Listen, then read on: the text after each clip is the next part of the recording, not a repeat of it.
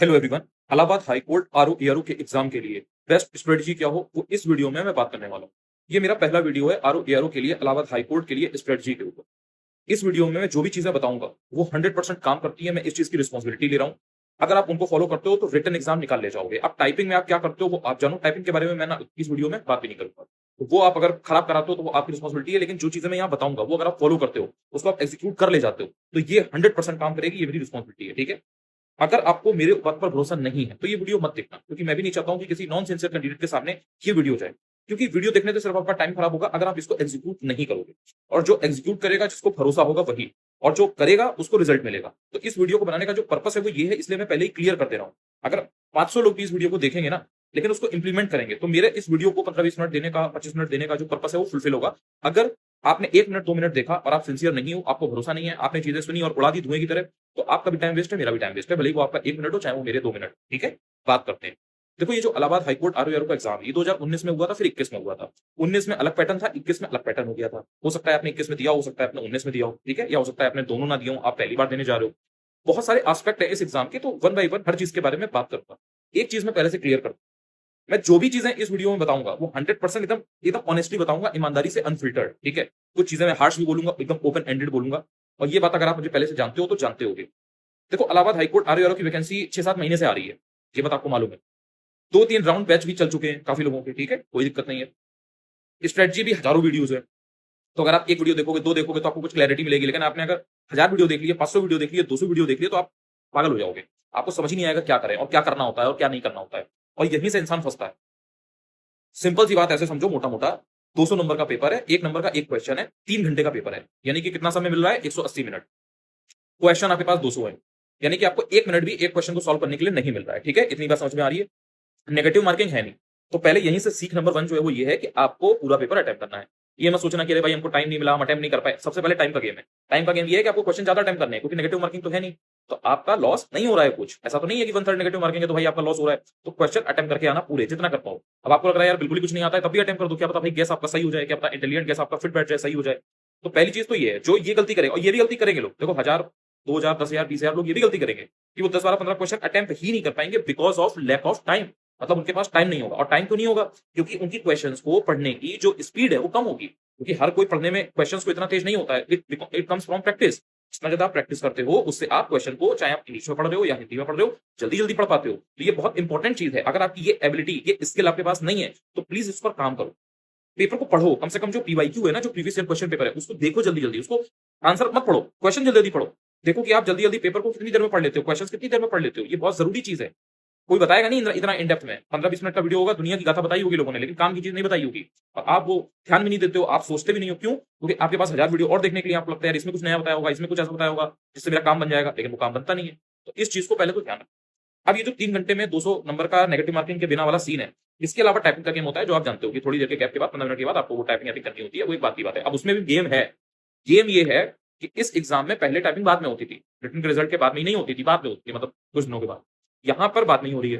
तो आपको टाइपिंग की जो स्किल है ना, उसको इतना तगड़ा करना पड़ेगा कि जब आप 3 घंटे पेपर दे लो, उसके बाद भी आपके हाथों में, यानी कि इन फिंगर्स में और आपके यहाँ पर इतनी जान हो, इतना मसल मेमोरी में चीजें आ गई हो कि आप फट फट फट फट फट कर पाओ। आप समझ रहे हो मैं क्या कह रहा हूँ? 3 घंटे बैठ के जब पेपर दोगे, पूरा दिमाग यहाँ से खर्च करोगे, थोड़ी देर के बाद ही आपको टाइपिंग करनी होगी। तो आपका ये स्किल इतना स्ट्रांग होना चाहिए कि आप इस प्रेशर को सोक कर पाओ, एब्जॉर्ब कर पाओ। टाइपिंग तो हर कोई कर लेगा, लेकिन टाइपिंग को सही करना मैटर करता है, वो गेम चेंजर होता है। दूसरी बड़ी सीख जो है वो ये है, इस एग्जाम को, इस एग्जाम के बहुत चर्चे हैं, क्योंकि देखो 12 अक्टूबर को यूपीपीएससी का एग्जाम हुआ था, आरओ का 27 जुलाई को हो गया था।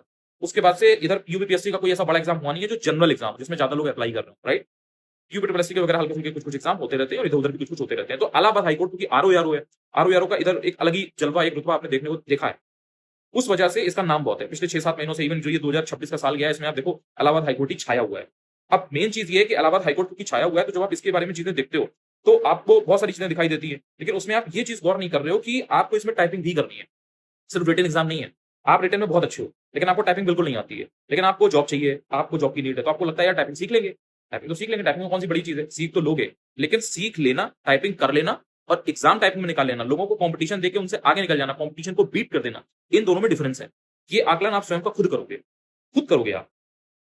अभी से भी अगर मान लो 10 दिन बाद फॉर्म आता है, जस्ट सपोज, तो क्या आपके पास इतनी काबिलियत है कि आपका जीएस का पेपर या तो पूरा तैयार हो, मतलब जो 300-200 नंबर का पूरा पेपर जो आ रहा है 3 घंटे का, या तो वो आपका पूरा तैयार हो। ठीक ठाक तैयार हो, तो आप स्किल पे पूरा ध्यान दोगे कि रोज आप टाइपिंग कर रहे हो, घंटा 2 घंटा 3 घंटा 4 घंटा 5 घंटा जितना आप कर सकते हो। अगर आपका रिटन पेपर जो है वो तैयार नहीं है, तो फिर आप उसको तैयार कर लो। अगर आपकी टाइपिंग बहुत बढ़िया है, जैसे आपको लगता है नहीं है टाइपिंग तो मैं मतलब 10-15 दिन भी करूंगा तो कर लूंगा, अगर मैं 20-25 दिन भी लग के करूंगी तो कर लूंगी, बाकी मैं थोड़ा थोड़ा करती रहूंगी, लेकिन मैं रिटन तैयार कर लूँ, तो रिटन आप तैयार करोगे। अगर आप सिर्फ इस इन्फ्लुएंस में हो कि आपने वीडियो देख लिया है, 1000 वीडियो देख ली है कि भाई इतनी बढ़िया नौकरी है, ये है वो है, this and that, and job की रिक्वायरमेंट होती है, तो इंसान ये नहीं सोचता है कि भाई क्या हम एक्चुअल में टाइपिंग कर पाएंगे एग्जाम के दिन, अगर अभी से 3 महीने बाद हमारी क्या वो स्पीड होगी कि हम कॉम्पिटिशन दे पाएंगे किसी दूसरे को। ये बहुत बड़ा सवाल होता है जो इंसान बचता है। लेकिन आपके पैसे बर्बाद होंगे, वो तो चलो ठीक है, पैसा किसी के पास होता है तो सोचता है चलो ठीक है भाई इन्वेस्टमेंट है, कोई दिक्कत नहीं है भाई, पैसा तो और चल जाएगा, लेकिन जो ये टाइम इन्वेस्ट करोगे ये वापस नहीं आएगा। तो अगर आपको लगता है कि आप टाइपिंग कर ले जाओगे एग्जाम तक, सीख ले जाओगे ऐसी कि आप कॉम्पिटिशन बीट कर पाओ, तो इस एग्जाम के पीछे भागो। पहली चीज है, बहुत जेन्युइन चीज बता रहा हूँ, शायद आप मुझे इस चीज के लिए गाली भी दो, लेकिन रियल चीज बता रहा हूँ। अगर आपको लगता है कि नहीं आप टाइपिंग नहीं कर पाओगे, तो फिर कुछ और देखो समझो, क्योंकि रिटर्न में कितनी भी मेहनत कर लो, अगर टाइपिंग अच्छी नहीं होगी तो सिलेक्शन नहीं होगा। और रिटर्न में आप भले ही पूरे नंबर ले आओ, पूरे नंबर ले आओ, ठीक है, लेकिन अगर टाइपिंग बेकार हुई तो बाहर हो जाओगे और वो पूरी प्रोसेस बेकार हो जाएगी। और सेम यही हाल है दूसरे केस में कि अगर आपकी टाइपिंग बहुत बढ़िया है, सपोज आप टाइपिंग में ही शुरू से रहे हो 8 10 12 साल से, लेकिन आपको नॉलेज बिल्कुल नहीं है, बिल्कुल नहीं है, मतलब वन लाइनर क्वेश्चन आ जाए तो भी नहीं कर पाओगे, अगर ऐसा हिसाब किताब है, तो फिर देख लो कि आप कैसे स्मार्टली कम समय में तैयारी कर सकते हो। मतलब थोड़ा खुद भी प्लान करो। एक होता है जनरल कि आप किसी ने कुछ बताया, एक होता है कि आप खुद भी दिमाग लगा रहे हो यहाँ से कि मैं कितना कैपेबल हूँ, मैं कितना कर सकता हूँ। तो ये एक कुछ रियल एनालिसिस की चीजें हैं, ये करना बहुत जरूरी है। लोग बता नहीं रहे हैं, बस लोग अपना बाकी चीजें बता रहे हैं। उसमें क्या होता है ना, जो कैंडिडेट है वो बस एक भीड़ का हिस्सा बना हुआ है। जैसे भीड़ होती है ना, भेड़ चाल में चलना, वो वाली चीज हो रही है कि दूसरा जा रहा है तो आप भी जा रहे हो, दूसरा डाल रहा है तो आप भी डालो। भाई आप टाइपिंग कर लोगे? नहीं कर लोगे, तो इसमें टाइम क्यों लगा रहे हो सकता है कि आप पीसेस निकाल ले जाओ, सकता है आरओ यूपीपीएससी वाला आएगा वो निकाल ले जाओ, सकता है कोई और जॉब निकाल ले जाओ। चलो पीसेस आरओ छोड़ दो, आपको लगता है कि आप पीसेस आरओ के लायक नहीं हो, आपको ऐसा लगा है, कोई और एग्जाम देख लो भाई, लोअर पीसेस देख लो और देख लो यूपी ट्रिपल एससी के, हो सकता है एसएससी के आपके लगे हो उनमें आप तेज हो, सकता है कोई रेलवे का लगा उसमें तेज हो, सकता है कोई और एग्जाम हो उसमें आप बढ़िया कर लो।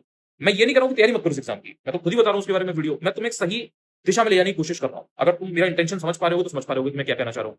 फायदा तो मेरा है ना भाई, अगर मैं अभी चाहूँ तो मैं ये बोलूँ कि नहीं नहीं नहीं नहीं, सब आ जाओ सब आ जाओ, सब इसी में आ जाओ, और भाई मैं भी बेस्ट भेज दूंगा, मैं कह दूंगी भाई सब इसी की तैयारी करो, सब छोड़ो, ये एग्जाम एक दिन का एग्जाम है, ये ले लो कर लो and this and that, right? लेकिन नहीं, एनालिसिस कर लो अपनी, क्योंकि तुम्हारा टाइम, तुम्हारे पैसे, तुम्हारे इमोशंस, जब तुम उनमें फंसोगे ना उस भंवर में, तो तुम्हारा कोई साथ नहीं देगा। ये बात तुम भी जानते हो कि तुमने कितनी चीजें इधर बीच स्ट्रगल की है, कितनी चीजों से तुम जूझे हो। तो मैं यहाँ पे तुम्हें 2 नंबर 3 नंबर वाली चीजें बताने आया नहीं, तो मैं तुम्हें रियल चीजें ही इसलिए बता रहा हूँ। तो ये कुछ काम की चीजें मैंने तुम्हें बताई, क्लियर हुआ होगा, कुछ समझ में आया होगा, एक अपनी रियल एनालिसिस कर पाओगे। अब बात आ जाओ कि भाई चीजों को मुझे देखना कैसे है, करना कैसे है, कैसे क्या होता है। अब इसमें 2 तरीके कैंडिडेट होंगे। एक तो बच्चे होते हैं पीसीएस आरओ वाले, कि पीसीएस की तैयारी कर रहे हैं, आरओ की तैयारी कर रहे हैं, यूपीएससी की तैयारी कर रहे हैं, ठीक है, वो भी इलाहाबाद हाईकोर्ट आरओ डालते हैं, क्योंकि तो इधर भी पीसीएस है नहीं इतनी जल्दी, आरओ का फॉर्म आया नहीं है, बीईओ है नहीं, एचईओ का एग्जाम बाद में है, हेल्थ एजुकेशन वाला, और इधर कोई बड़ा एग्जाम ऐसे लगा नहीं हुआ है, राइट? यूपीएससी लगा है तो यूपीएससी वाला जो लगा है वो इलाहाबाद हाईकोर्ट डालेगा नहीं, बहुत ही कम लोग होते हैं जो डालते हैं। तो एक तो कैंडिडेट की लॉबी ये है। दूसरे कैंडिडेट की लॉबी होती है यूपी ट्रिपल एससी वाले, ठीक है, जो पेट वगैरह देते हैं या जितने भी यूपी ट्रिपल एससी के एग्जाम है वो देते हैं। अब उनका सेक्शन अलग होता है, वो बहुत ज्यादा पीसेस की तरफ नहीं भागते हैं, वो बहुत ज्यादा आरओ की तरफ भी नहीं भागते हैं, वो अपने यूपी ट्रिपल एससी के एग्जाम में ज्यादा तेज होते हैं। पेपर वो देते हैं, देखो पेपर तो यूपी ट्रिपल एससी वाला पीसेस भी दे रहा है, आरओ भी दे रहा है, आरओ वाला पीसेस दे रहा है, पीसेस वाला आरओ दे रहा है, पीसेस वाला पेट भी दे रहा है। पेपर तो वो इतना कॉम्पिटिशन है, नौकरी का इतना क्रेज और इतना सबको जरूरत इतनी बड़ी है कि नौकरी हर कोई चाहता है, और अच्छी नौकरी हो तो कौन नहीं चाहता है, तो हर कोई डालता है, पेपर देने जाता है, कॉम्पिटिशन होता है। तो मैं ये समझाना चाह रहा हूं कि ये एक जो इलाहाबाद हाईकोर्ट आरओ का एग्जाम है, ये ऐसे समय पे आने वाला है, और ऐसे समय पे इसकी पूरी बात हो रही है कि इसमें हर कोई डालने को तैयार है, क्योंकि बाकी जगहों से कैंडिडेट भटका नहीं है। जैसे अगर अभी पीसेस का लगा होता 2 महीने बाद पेपर, अगर अभी अगले महीने आरओ का पेपर लगा होता, इलाहाबाद हाईकोर्ट आरओ को बहुत से लोग सोचते भी नहीं, वो दिमाग अपना खोल के एनालिसिस कर पाते, सोच पाते, भीड़ का हिस्सा नहीं बनते। अभी देखा है भीड़ को आपने, 20 जा रही होंगी, उसी के पीछे 5 और चल देंगे, क्यों? क्योंकि आगे 20 जा रही है, उनके वो हर्ड है ना, उसी में वो रहेंगी। तो वो इंसान भी करता है, सोचता नहीं है यहाँ से। तो ये होता है कि भाई इंसान को जब सोचने का मौका नहीं मिल रहा है तो क्या देखेगा, तो वो ये सोचता है भाई डाला है डाल दो, ये आ रहा है फॉर्म हम ही डाल देते हैं, सामने वाले ने डाला है, दोस्त ने डाला है। अब मेन चीज ये है कि आप अगर यूपी ट्रिपल वाले हो तो आपको पता चल रहा होगा कि इसमें जो चीजें आ रही हैं, जो जो सब्जेक्ट इसमें पूछे जा रहे हैं, जिन जिन से जितने क्वेश्चन आ रहे हैं, आप उनमें कितने तेज हो। पीसीएस आरओ वाला अपने हिसाब से आकलन करेगा स्वयं का कि भाई मैं इसमें कितना तेज हूं। लेकिन ये एग्जाम को डालते समय मतलब मेजोरिटी के लोग डाल देते हैं, पीसीएस वाला आरओ वाला यूपीएससी वाला भी कुछ कुछ डाल देंगे, यूपी ट्रिपल वाले तो ज्यादातर डालते हैं। तो मतलब बेसिकली एसएससी वाला भी इसमें मिल रहा है, हर कोई मिल रहा है, तो कंपटीशन बहुत ब्रूटल है, बहुत ब्रूटल है। अब यहीं से एक और पॉइंट निकल के आता है, चौथा पॉइंट है वो समझो। कंपटीशन इतना तगड़ा है कि इसमें नेगेटिव मार्किंग भी नहीं है, कंपटीशन तगड़ा है तो कट ऑफ ज्यादा जाती है, ये जाएगी ही जाएगी, इसका कोई मतलब वो नहीं होता है। अब इसमें एक कैच है, वो समझो। अभी तक आपने अगर 2021 से तो पेपर हुआ नहीं है, 2026 आ गई है, 2021 के बाद से अब जब पेपर होगा तो ये आपको किसने लिख के दिया है स्टाम्प पेपर पे कि पेपर बहुत ईजी आएगा? ये एक्सपेक्ट किया जाता है, ये एज्यूम किया जाता है कि जब 3 घंटे का पेपर है, 200 नंबर का पेपर है, 200 क्वेश्चन आ रहे हैं, 1 नंबर का एक क्वेश्चन है, नेगेटिव मार्किंग नहीं है, तो 3 घंटे में लेंदी पेपर नहीं बनेगा, वन लाइनर टाइप के क्वेश्चन बनेंगे, सिंपल सिंपल बनेंगे, लेकिन टाइम का क्रंच होगा, यानी कि टाइम इंपॉर्टेंट होगा। 180 मिनट में 200 क्वेश्चन करने हैं, अगर टफ बना देगा तो कट ऑफ चली जाएगी 100, 90, 80, 70, तो वो 180 मिनट में जब 200 क्वेश्चन दे रहा है तो इसका मतलब कि पेपर नॉर्मल लेवल का आएगा। ऐसा नहीं आएगा कि 3-3 4-4 स्टेटमेंट आपको दे रहा है, पीएसएल लेवल का पेपर आ गया, आरओ लेवल का पेपर आ गया, स्टेटमेंट से भर दिए हर क्वेश्चन में स्टेटमेंट नहीं। सीधे-सीधे क्वेश्चन आएंगे। ये बात आपको क्लियर हो गई, ठीक है? अब इसमें ये ध्यान रखना है आपको कि ऐसा है नहीं कि 100% यही होगा। ये एक पॉसिबिलिटी होती है, ये एक एक्सपेक्टेशन होती है, ये एक असम्पशन होती है। क्योंकि 180 मिनट में अगर 200 क्वेश्चन करने हैं ना और 10-12 चीजें आ रही हैं, history, geography, polity, economy, science, environment, UP special, reasoning, English, Hindi, mathematics, computer, जब इतनी चीजें आ रही हैं फिर उसके बाद टाइपिंग भी अलग से है, तो ऑलरेडी वो आपसे सब निचोड़ ले रहे हैं, आपको बिल्कुल चूसे ले रहे हैं। तो वो बहुत ज्यादा पेपर टफ नहीं बनाएंगे। ये एक नॉर्मल मतलब लॉजिकल चीज है। समझ पा रहे होगे आई थिंक इसको। पेपर देख लोगे तो बिल्कुल समझ में आ जाएगा कि भाई ये हकीकत है। लेकिन ये किसी ने गारंटी नहीं दी है कि ऐसा ही पेपर आएगा। अगर हल्का सा भी पेपर टफ आ गया तो कट ऑफ नीचे चली जाएगी और जो जनता सोच के जा रही है यहां से सिर्फ वही चीजें कर पाएगी जो सिर्फ भेड़-चाल में फंसी है कि पेपर तो इजी आएगा, वन लाइनर आएगा, 3 घंटे में हमें 200 क्वेश्चन करने होंगे, नेगेटिव मार्किंग है नहीं, जाके तुक्के लगाएंगे, वन लाइनर पेपर आएगा, वन लाइनर के हिसाब से चीजें पढ़ेंगे, करंट अफेयर्स भी वन लाइनर पढ़ेंगे, history, geography, polity, economy, science, environment, reasoning, math, हर चीज एकदम ऐसे बस ऊपर-ऊपर से पढ़ेंगे, टाइम पास वाली मतलब तैयारी। और बस ऐसे-ऐसे करेंगे और जाके हम बन जाएंगे यारो। उसके बाद में हम स्कॉर्पियो लेके टहलेंगे और मांगेंगे दहेज, राइट? ये इंसान की धारणा बन जाती है क्योंकि वो सारी चीजें यही आस-पास भी देख रहा है, उसको कोई बता रहा है, वो भी यही बता रहा है, इंसान दिमाग लगा नहीं रहा है। अगर पेपर थोड़ा भी टफ आ गया तो कट ऑफ नीचे चली जाएगी। आप वहां पर ये कहोगे क्या पेपर तुमने टफ क्यों बना दिया? तो इस बात पर भरोसा मत करना कि पेपर बिल्कुल ऐसे हलवा आ जाएगा। पेपर टफ भी आ रहा है ना तो कट ऑफ ज्यादा जा रही है, तो कट ऑफ का तो पॉइंट ही नहीं रह गया। पेपर हुआ नहीं है, कितने लोगों ने पेपर दिया वो कोई पॉइंट नहीं है, तो कट ऑफ तो है ही जाएगी। या हो सकता है कम भी चली जाए अगर पेपर टफ आ जाए, तो वो तो लॉजिक ही नहीं है उसके बारे में बात करने का। पॉइंट ये है कि आप एक पैरामीटर क्यों सेट कर रहे हो कि पेपर बहुत ईजी आएगा। ये मैंने एनालिसिस की है, R&D की है, उसके बाद मैं चीज बता रहा हूँ। मतलब लाखों की तादाद में कैंडिडेट बच्चा फंसा पड़ा है इस चीज पे, फंसा पड़ा है भाई वो। ये पेपर तो इजी आएगा, बस ऐसे वन लाइनर टाइप हमें चीजें करनी है। वो करंट अफेयर्स पढ़ेगा ही नहीं उस लेवल का कि भाई हल्का सा भी अगर टफ पूछ लिया जाए तो आता है बच्चे को। यही हाल history, geography, polity, economy, science में होने वाला है। भाई कंपटीशन बढ़ रहा है, एक से एक लोग इन्फॉर्मेशन लेकर के आ रहे हैं, नॉलेज लेके आ रहे हैं। आप अभी वही वन लाइनर वाले में अटके हो, पेपर हल्का सा उसने ट्वीट किया ना, आप नीचे हो गए सड़क पे। आप एकदम आप डिमोटिवेट हो जाओगे, पेपर अब तो गया मेरा आर यारो का। तो अगर तैयारी करो तो ढंग से करो, वरना मत करो। और इस लपेटे में मत आओ कि 2 मई अगर आज हो रही है, जब मैं ये वीडियो बना रहा हूं 2 मई हो रही है, तो इस लपेटे में बताओ कि बस 15 दिन बाद फॉर्म आ रहा है, 10 दिन बाद फॉर्म आ रहा है, बस 1 महीने में पेपर हो जाएगा और उसके बाद 6 महीने में आप एकदम बैठे होगे इलाहाबाद हाईकोर्ट में स्कॉर्पियो लिए और आप बात कर रहे हो कि भाई हमें मुंह दिखाई करनी है और ऐसे ऐसे दिस एंड दैट। थोड़ा ख्याली बुलाओ कम, मतलब उसमें कम फंसा करो, थोड़ा दिमाग लगाया करो। और मैं तुम्हें वाली लपेटने वाली चीजें नहीं बता सकता, सॉरी। मतलब तुम मुझे गाली दे लो वो मुझे मंजूर है, कमेंट्स भर दो गाली से, मैं तुम्हें धोखे वाली चीज नहीं बता सकता। फॉर्म जब आना होगा आ जाएगा, जल्द आना है ये बात पक्की है। 6 महीने से मैं भी बात कर सकता था इसके बारे में, 50-50 हजार व्यूज भी आते, लपेट के पैसा भी आता, सब आती चीजें आती। धोखाधड़ी अंदर से, यहां से ना, यहां से, ये लेफ्ट साइड से, राइट साइड से, यहां से, उम्र के हिसाब से, चीजों के हिसाब से। और जिनको पढ़ा रहा हूं, जिनको सिखाने की कोशिश कर रहा हूं, जिनसे बातें कर रहा हूं, उन्हीं के संग धोखा छलकपट नहीं कर सकता। ये मेरी अपनी खुद के संग है, कोई ऐसा नहीं है कोई मुझे आके बताएगा। मैं शीशे में देखूंगा तो खुद को मुंह नहीं दिखा पाऊंगा ना, कि मेरी अपनी बात है। तो इसलिए तो मैं ये चीज बता रहा हूं कि फॉर्म आ गया मान लो 15 दिन बाद, मान लो आ गया 1 महीने बाद, ठीक है। फिर एग्जाम होगा, चलो जल्द होगा, ये बात पता है आपको, इलाहाबाद हाईकोर्ट का एग्जाम जल्दी होता है, प्रोसेस फास्ट होती है। फिर एग्जाम होगा, फिर उसके बाद रिजल्ट आएगा। तो जो एग्जाम आपका होगा उसमें जो टाइम मिलेगा कम से कम 1 महीने का तो मिलेगा भाई। फॉर्म जब तक भरा जाएगा उसके बाद में फिर चीजें होंगी। तो उस ड्यूरेशन में आपको पैनिक नहीं करना है कि आज अगर 2 मई हो रही है तो बस हम हल्की हल्की चीजें पढ़ें। क्यों? क्योंकि 1 महीने बाद एग्जाम है। आपने सुना है इलाहाबाद हाईकोर्ट ने आपको दिया क्या, मतलब नोटिफिकेशन में आ गया कि भाई इस तारीख को एग्जाम है। अगर वो आ जाए कि भाई 20 जून को एग्जाम है, तो आप एकदम वन लाइनर पढ़ो और एकदम बस आप उसी हिसाब से करो चीजें कि मतलब एक दिन में 10 चीजें निपटा रहे हैं, एक दिन में 50-50 पन्ने पढ़ रहे हैं, ये कर रहे हैं, वो कर रहे हैं, मतलब टाइम पास वाली तैयारी। लेकिन अगर आपको अभी नहीं पता है कि एग्जाम कब है, बस ये पता है कि जल्दी होता है, प्रोसेस फास्ट होती है, तो भाई थोड़ा सा ढंग से पढ़ो, थोड़ा सा ढंग से पढ़ो। क्योंकि इससे क्या है ना, तुम कंपटीशन को बीट कर पाओगे। जो तुम टाइम पास वाली पढ़ाई कर रहे हो वो तो हर कोई कर रहा है, लेकिन अगर तुमने थोड़ा सा भी मेहनत करके पढ़ाई कर ली ना, वो हर कोई नहीं कर रहा। तो अगर पेपर टफ हल्का सा भी आ गया ना तो तुम निकाले जाओगे। और अगर पेपर नॉर्मल आता है तो तुम कर ही ले रहे हो, क्योंकि वो जो जनरल चीज है जो वो बच्चा कर रहा है वो तुम कर रहे हो। समझ में आ रहा है पॉइंट की नहीं आ रहा है? तो ये चीज है। अब जल्दी से तुम्हें ये बता देता हूं कि कितना किसका क्या वेटेज रहता है और किसमें क्या किस तरह से सोर्स वगैरह कौन से फॉलो करने हैं। जैसे आपका पूरा गेम आपको समझ में आ जाए, उसके बाद आप चुपचाप जाकर के अपना पढ़ाई करो और हिसाब किताब तय करो। जीएस के 120-130 क्वेश्चन आते हैं करंट अफेयर्स मिला के। सोर्स भी बताता चलूंगा, पहले आपको ये बता दूं लगभग कितना क्या हिसाब किताब होता है। आपने पीवाईक्यू देखा होगा तो आपको आइडिया लग गया होगा। हजारों वीडियो, सैकड़ों वीडियो यूट्यूब पर ऑलरेडी इलाहाबाद हाईकोर्ट आरओ की स्ट्रेटजी के पढ़े हैं, तो उसमें भी आपने देख लिया हो। 120-130 करंट अफेयर्स मिला के क्वेश्चन आ जाएंगे जीएस और करंट अफेयर्स में, ठीक है। 10 क्वेश्चन इंग्लिश के, 10 क्वेश्चन हिंदी के, ये रहता है। कंप्यूटर के 25 क्वेश्चन के आसपास, 25 क्वेश्चन के आसपास ही मैथ और रीजनिंग का आ जाता है, ठीक है। और कुछ 8-10 क्वेश्चन जो जनरल होते हैं वो यूपी जीके के और ये सब आ जाते हैं। अब इसमें कुछ ध्यान देने वाली चीजें हैं, उनको समझो। और ये आपको स्वयं का आकलन करना पड़ेगा। जो कर लेगा वो इस कॉम्पिटिशन में रियल में होगा। जो इस चीज को आकलन जिसका नहीं करेगा वो कॉम्पिटिशन में फॉर्म डाल देगा, लेकिन वो रियल कैंडिडेट नहीं होगा। गाली दे लेना इसके लिए, बट ये मैं बहुत जेन्युइन चीज बता रहा हूँ, तुम्हारे भले के लिए बता रहा हूँ, इसलिए ओपनली बोल रहा हूँ। जिसको समझ में आती होगी ये चीज वो समझ जाएगा। अगर आप यूपी ट्रिपल एससी के पेपर देते आए हो, आपको रीजनिंग और मैथमेटिक्स थोड़ा कायदे से आती होगी। जो पीसेस का पेपर देता है उसको रीजनिंग और मैथ इतना अच्छे से नहीं आती होती है। सीसैट का पेपर बहुत ही हलवा आता है, बहुत ही ईजी आता है, कैंडिडेट पास कर ले जाता है, लेकिन उनका मैथ और रीजनिंग का पोर्शन स्ट्रॉन्ग नहीं होता है हर किसी का। मैं ये नहीं कह रहा हूं कि मैथ रीजनिंग आती नहीं होती है, पीसेस वाले को आती होती है। बहुत से मैथ्स बैकग्राउंड के होते हैं, बहुत से हाईली क्वालिफाइड होते हैं, तो इतना बेसिक आता होता है। लेकिन उसमें प्रो हर कोई नहीं होता है। लेकिन जो यूपी ट्रिपल एससी के एग्जाम कंसिस्टेंटली 2-3 साल से अगर दे रहा है तो उसकी रीजनिंग और मैथ अच्छी होती है। कम से कम इलाहाबाद हाईकोर्ट के लेवल की तो अच्छी होगी। तो अगर एक बच्चा कोई पीसीएस या आरओ वाला है, वो अगर बैठ रहा है इलाहाबाद हाईकोर्ट के एग्जाम में और उसके कंपैरिजन में अगर कोई दूसरा बच्चा है जो यूपी ट्रिपल एससी के एग्जाम दे रहा है 2-3 साल से, उसके पास एक फेयर चांस है कि वो आपको मैथ रीजनिंग के पोर्शन में बीट कर देगा। तो आपको इसलिए उसके कंपैरिजन में इस पोर्शन को ध्यान रखना है, मैथ और रीजनिंग, क्योंकि 25 क्वेश्चन है। अब आ जाओ कंप्यूटर पे। पीसीएस आरओ के बच्चे कंप्यूटर कितना पढ़ते हैं? कितना पढ़ते हैं? अगर आपने खुद तैयारी की होगी, आपको आइडिया होगा, आपने पेपर दिए होंगे तो आपको पता होगा कि कंप्यूटर आप ना के बराबर पढ़ते हो, बहुत थोड़ा बहुत आप पढ़ते हो, बेसिक नॉलेज होती है। यूपी ट्रिपल एससी के कुछ कुछ ऐसे एग्जाम है, या जो ये बिजली विभाग की जो नौकरी होती है, तो पावर कॉर्पोरेशन वाली जो होता है, बीच में उसके काफी फॉर्म आते थे, वहां पर भी एआरओ आरओ ये सब होता था, कम होता है थोड़ा, हिसाब किताब उसका वाला होता है, उसमें भी कंप्यूटर के क्वेश्चन वगैरह अच्छे आते हैं। अब वो जो बच्चा उसका एग्जाम दे रहा है उसे उसका बेहतर आइडिया है। पीसीएस वाला आरओ वाला भले कितना भी तेज हो जीएस में, लेकिन उसे ये पोर्शन नहीं आता, और वहां 20-25 क्वेश्चन फंस जा रहे हैं कंप्यूटर के। यहाँ पर वो आपसे एज ले जा रहा है। और ये जो रीजनिंग मैथ और कंप्यूटर है ना, ये 50 क्वेश्चन करीब फंसाता है। और ये जो इसमें एज बना ले गया उसी का सिलेक्शन होगा। क्योंकि देखो, हिस्ट्री तुम पढ़ रहे हो, हिस्ट्री सामने वाला भी पढ़ रहा है, ज्योग्राफी आप पढ़ रहे हो, ज्योग्राफी आपके बगल वाला भी पढ़ रहा है, पॉलिटी, इकोनॉमी और इन्वायरमेंट, ये सब जो बेसिक चीजें हैं ना, ये सब जो लिस्टिंग और ये सब जो पीडीएफ दिखती है इधर उधर सर्कुलेट होती रहती है, ये आप भी पढ़ रहे हो, वो भी पढ़ रहा है, लूसेंट आप भी पढ़ रहे हो, दूसरा बच्चा भी पढ़ रहा है, घटना चक्र आपको पता है तो उसको भी पता है। कोई ऐसा चीज नहीं है कि आप कुछ नया जानते हो।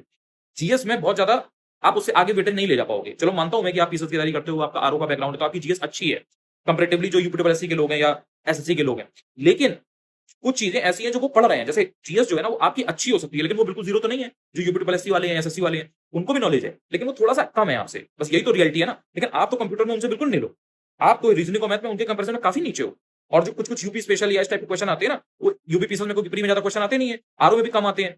तो उस वजह से इधर का कैंडिडेट उन सब चीजों में तेज नहीं होता है। लेकिन यूपी ट्रिपल एससी में ये सब चीजें बहुत कायदे से पूछी जाती है, जैसे लेखपाल वगैरह, उसमें आप देखो थोड़ा सा कुछ अलग अलग चीजें आती हैं, बहुत ज्यादा टफ नहीं आती है, लेकिन अलग आती हैं। तो उसको जिसने पैटर्न को समझ रखा होता है उसके लिए आसान होता है। एक चीज और ध्यान दो, पहले क्या होता था 2019 तक कि इंग्लिश के 50 क्वेश्चन आते थे, जिसकी इंग्लिश स्ट्रॉन्ग है, जिसकी वोकैबुलरी बहुत स्ट्रॉन्ग है, वो 50 नंबर में से बढ़िया गेन कर ले जाता था, क्योंकि उसमें और टॉपिक आते हैं इंग्लिश के। अब 50 नंबर की इंग्लिश नहीं आती है, तो जो इंग्लिश का फायदा मिलता था इंग्लिश मीडियम वाले को, वो मिलता नहीं है। अब हिंदी के भी 10 क्वेश्चन है, तो इसमें प्लेइंग लेवल जो है वो बराबर हो गया। ठीक है कि भाई इंग्लिश के भी 10 आ रहे हैं, हिंदी के भी आ रहे हैं। अब जिसकी इंग्लिश अच्छी है वो इंग्लिश कर लेगा, जिसकी हिंदी अच्छी है वो हिंदी कर लेगा। एच किसको मिलेगा? इंग्लिश में भी तेज है, हिंदी में भी तेज है, वो 20 नंबर यहाँ छाप देगा। तो आपको ये समझना है कि अगर आपकी हिंदी अच्छी है तो इंग्लिश को भी स्ट्रॉन्ग करो, वरना इंग्लिश वाला हिंदी में तो रह जाएगा, लेकिन इंग्लिश में वो आपसे आगे निकलेगा। और जो इंग्लिश वाला अच्छा है वो उसको हिंदी स्ट्रॉन्ग करनी है कि भाई इंग्लिश तो आप कर लोगे, लेकिन हिंदी में इधर मत खा जाओगे, क्योंकि हिंदी मीडियम वाला हिंदी गलत नहीं करेगा, और कहीं उसने अगर आरओ की तैयारी कर रखी है तो उसका तो काम बन जाएगा। ये एक कुछ ऐसे फैक्टर हैं कि अगर आपने इन पर ध्यान दे लिया तो आप कॉम्पिटिशन में असली कॉम्पिटिटर हो। ठीक है। अब एक छोटी सी बात और करंट अफेयर्स की। करंट अफेयर्स में आपको बहुत पीसेस लेवल का नहीं पढ़ना, बहुत आरओ लेवल का नहीं पढ़ना, लेकिन पढ़ना कायदे से है। कायदे का मतलब कि आपको जो डेप्थ होती है वो कम रखनी है, उसकी लेंथ बढ़ानी है। लेंथ का मतलब कि आपको छोटा थोड़ा थोड़ा हर चीज के बारे में पता हो, हर सेक्शन थोड़ा थोड़ा पता हो। कोई नई सबमिट हो रही है, कोई नया प्रोग्राम हो रहा है, कोई इवेंट लॉन्च हो रही है, कोई स्कीम निकली है सरकार की, कोई किसी चीज के 10 साल हो रहे हैं, इस टाइप की जितनी भी चीजें आपको अवेयरनेस हो, कौन सा दिन कौन सा कब मना रहे हैं, किसके बीच में युद्ध हो गया, किसके बीच में कौन सा ऑपरेशन चल रहा है, किसके साथ में, मतलब आपको चीजों का आइडिया हो। ये चीज इंपॉर्टेंट है करंट अफेयर्स में। अब सोर्स पे जल्दी जल्दी आ जाते हैं और सोर्स बता देते हैं, उसके बाद वीडियो को रैप अप करते हैं। आई होप, मतलब मैं एक्सपेक्ट कर रहा हूं भाई कि आपको यहाँ से वीडियो में कुछ सीखने को मिल रहा होगा। अब जो जीएस का पोर्शन है, इसमें अगर आप आरओ पीसेस वाले बच्चे हो तो आपने लूसेंट पढ़ी होगी, घटना चक्र वगैरह आपने ऑलरेडी पढ़ रखी होगी। जीएस में उसका कोई तोड़ नहीं है भाई, उतने से आपका इलाहाबाद हाईकोर्ट में भला हो जाएगा। आप अगर आप यूपी ट्रिपल एससी वाले हो तो भी आपने चीजें इतनी की होंगी, पीवाईक्यू वगैरह पढ़ा होगा यूपी ट्रिपल एससी का, या घटना चक्र पढ़ी होगी, लूसेंट तो आपने पढ़ी होगी। लूसेंट तो मतलब एवरग्रीन है, एसएससी का बच्चा पढ़ता है, यूपीएससी वाला भी पढ़ता है, यूपी पीसेस वाला भी पढ़ता है, करते समय बताता कोई नहीं है वो। आई थिंक 3 इडियट्स का कुछ डायलॉग वगैरह था, वही वाली चीज है। तो लूसेंट तो सबने पढ़ी होती है।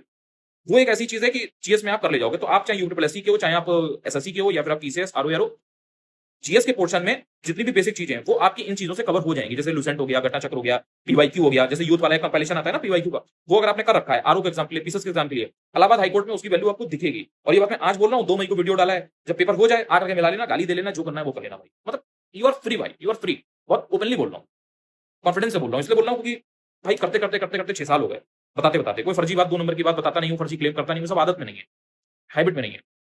आप सपोज आप यूपी ट्रिपल एससी वाले हो, तब भी आपने लूसेंट तो कायदे से पढ़ी होगी, भले ही आपने और कुछ ना पढ़ा हो बहुत इन डेप्थ। स्टैंडर्ड सोर्स जिसने पढ़ रखे हैं वेल एंड सो गुड, थोड़ा सा फैक्चुअल चीजें ज्यादा देख लेना इस पेपर के लिए, इलाहाबाद हाईकोर्ट आरओ के लिए, क्योंकि इसमें थोड़ा सा ऑब्जेक्टिव चीजें ज्यादा आती हैं। ऑब्जेक्टिव का मतलब कि बहुत इन डेप्थ नहीं घुसेंगे, लेकिन किसी भी टॉपिक को, किसी भी चीज को 2-3 पॉइंट में आपको पता हो।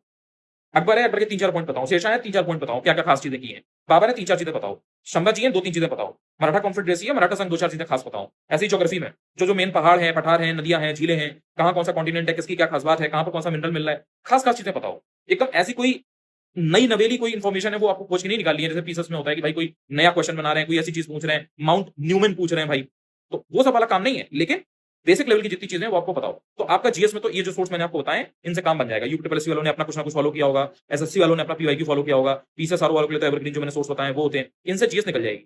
अब बात आती है कंप्यूटर की। कंप्यूटर के लिए मार्केट में जाओगे, उससे कहते हैं ना यूथ कंपटीशन टाइम की कंप्यूटर की किताब दे दो जिसमें वन लाइनर टाइप के एमसीक्यू टाइप के क्वेश्चन होते हैं। वो एक किताब आती है मेरे पास, पुरानी वही पहले की है, मैं आपको दिखा दूंगा, उसका updated version I think market में मिल जाएगा। मेरे वीडियो पुराना भी पड़ा है, वो भी जाके देखोगे तो मिल जाएगा, लेकिन मैं नया भी बना दूंगा। उसमें क्या होता है कि कंप्यूटर जिन भी एग्जाम्स में आती है उनके 15 20 25 क्वेश्चन 50 क्वेश्चन सबके एक जगह कंपाइल करके 10 12 एग्जाम का वो पीवाईक्यू है, यूथ कंपाइलेशन का, यूथ का। उसमें कंप्यूटर की जितनी चीजें दी है वो तुमने पढ़ ली, तुम्हारा काम हो जाएगा भाई।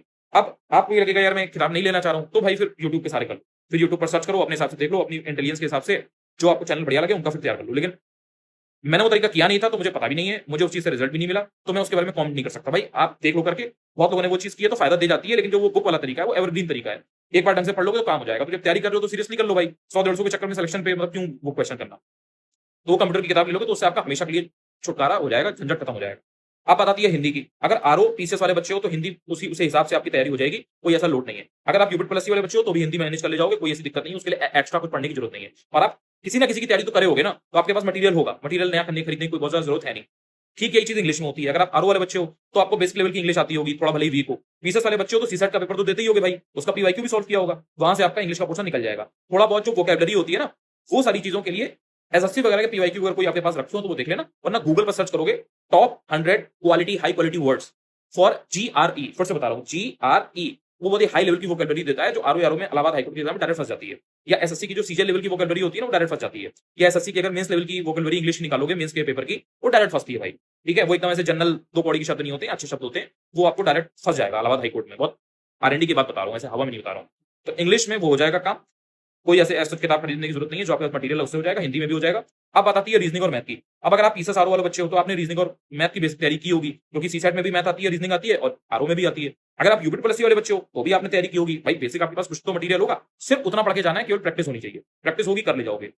कंप्यूटर में ध्यान देना, थोड़े से न्यूमेरिकल टाइप के क्वेश्चन आ जाते हैं, वो बाइनरी को डेसिमल में चेंज करो, डेसिमल को बाइनरी में करो, नंबर है तो उसको ये करो, इस टाइप की चीजें जो पहले आपने कंप्यूटर में बचपन में हाई स्कूल के आसपास देखी सीखी होगी, तो वो कंप्यूटर की किताब पढ़ोगे उसमें मिल जाएगा। तो मैथ रीजनिंग भी आपका कोई अलग किताब नहीं लेनी है, जो बेसिक तैयारी है उनसे आपका हो जाएगा। यूपीजी के जो आप बेसिक मटेरियल पढ़ते हो, चाहे वो यूपी प्लस का हो, चाहे वो घटना चक्र का हो, पीसीएस आरओ के लिए उनसे काम बन जाएगा। History geography politics economy science ये सब आपकी ल्यूसेंट घटना चक्र में है ही। पीवाईक्यू या तो आपके पास पीसीएस आरओ वाला होगा यूथ वाला, या घटना चक्र वाला होगा, या फिर आपके पास यूपी प्लस वाला होगा। कोई भी एक पकड़ के बस उसको पढ़ लो, बस इतना सा गेम है, इतना सा ही गेम है, इसके अलावा कोई गेम नहीं है। कोई अलग से किताब नहीं खरीदनी है सिवाय एक कंप्यूटर की किताब के, सिर्फ इन्हीं में से चीजों से होता है। लेकिन ये जो एग्जाम है इसमें आपको ये ध्यान रखना है कि 4 दिन एक चीज लेकर नहीं बैठे रहना है कि पता लगा कंप्यूटर उठाया 10 दिन लेके बैठे हैं, अब 20 क्वेश्चन 25 क्वेश्चन है उसमें 15 क्वेश्चन पता लगा, ऐसे ही कर सकते हैं, लेकिन लेके 20 दिन बैठे हुए हैं कंप्यूटर तो डूब जाओगे भाई। हिस्ट्री है ये नहीं कि 20 दिन पढ़ रहे हैं, हिस्ट्री के क्वेश्चन बहुत आते हैं, इंडियन नेशनल मूवमेंट और हिस्ट्री जो बेसिक है, लेकिन अब हिस्ट्री ये भी नहीं करना है कि 15 दिन हिस्ट्री लेके बैठे हो। एक दिन में 3 4 5 चीजें पढ़ो, जैसे जीएस पढ़ लो 2 3 घंटे, 2 घंटे में रीजनिंग और मैथ लगा लो, इसी तरीके से कभी 2 घंटे हिंदी और इंग्लिश पढ़ लो, उसके साथ में कोई और चीज पढ़ लो, कंप्यूटर वगैरह पढ़ लो। इस तरह से एक दिन में 2 3 चीजें करो, क्योंकि ये जो एग्जाम है ना ये थोड़ी थोड़ी हर चीज पूछता है। जीएस भी पूछ रहा है, कंप्यूटर भी पूछ रहा है, मैथ और रीजनिंग भी पूछ रहा है, हिंदी भी पूछ रहा है, इंग्लिश भी पूछ रहा है, तो ये ऑल अराउंड अप्रोच मांगता है। तो ऑल अराउंड अप्रोच ही आपको दिन में भी रखनी है। कितना सा गेम है। I hope this video helps you. Comment share कर दोगे, कमेंट में बता देना, कोई भी अगर और डाउट हो तो उसके बारे में भी इन डेप्थ बता दूंगा कि कैसे क्या है। Thank you so much.